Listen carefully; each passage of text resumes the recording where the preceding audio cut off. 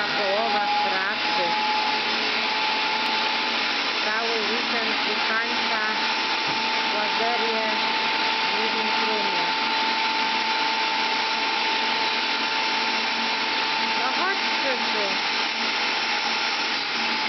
Teraz wam pokażę jego produkty. O! Jakie fajne gniazdko znaleźliśmy dzisiaj, jak byliśmy na spacerze na jeziorze. A w tym tygodniu Krzysiu wykańcza ten pokój. Tu jest już jedna ściana zrobiona. Tu jest prawie druga.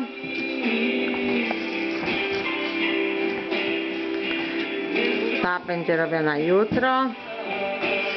A tu jest trzecia prawie zrobiona. Tam będzie obijane też wszystko. Tu jeszcze framugi. Więc wszystko idzie do przodu.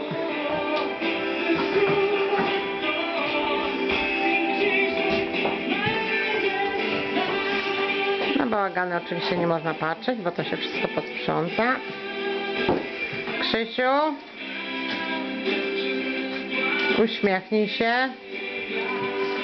do kamery.